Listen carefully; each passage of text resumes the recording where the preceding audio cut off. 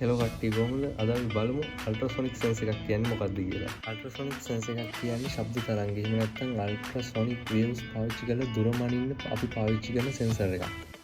ඔව් මම දන්නවා එහෙම කිව්වම ටිකක් අවුල් වගේ ඇති. ඉතින් අපි ටිකක් සරලව පැහැදිලි කරගමු. මෙන්න මේ වගේ. මේ සෙන්ස් එකෙන් කරන්නේ ඔයා හිතන්න මොකද ඉස්සර ඔබ්ජෙක්ට් එකක් තියෙනවා. ඉතින් මේ සෙන්ස් එකෙන් කරන්නේ පොඩි ශබ්ද තරංගයක්.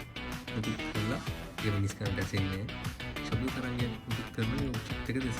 ඒ ඔබ්ජෙක්ට් එකට දෙසට ශබ්ද තරංගයක් යොමු කරාට පස්සේ ඒ ඔබ්ජෙක්ට් එකේ ශබ්ද තරංගය වැඩිලා අපස්සට එන්න ගත වෙන කාලය ගණනය කරලා දුර බලන සමහරවිට මීටරයක් දුරින් තියෙන ඔබ්ජෙක්ට් එකකට ඒ ශබ්ද තරංගයක් ඇදිලා එන්න යන වෙලාවයි මීටර දෙකක ඔබ්ජෙක්ට් එකකට ගිහිල්ලා ශබ්ද තරංගයක් ඇදිලා එන්න යන වෙලාවයි අතර වෙනසක් තියෙනවා. දෙගුණ එක වගේ වෙනවා.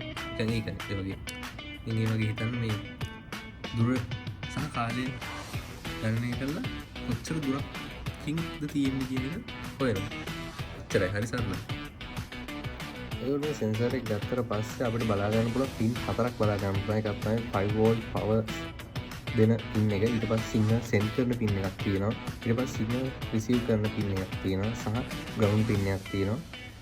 ඔන්න පින් 4 තමයි මේ සෙන්සර් එකේ තියෙන. මේක තමයි සාමාන්‍යයෙන් වැඩිපුරම Arduino වලදී පාවිච්චි කරන HCSR 0.4 කියන මොඩියුල් එක.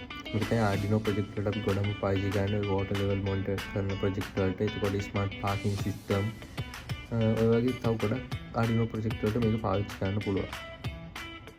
මේකේ සාමාන්‍ය accuracy එක සෙන්ටිමීටර් ඒ කියන්නේ accuracy එක සාමාන්‍ය මිලිමීටර් 3යි.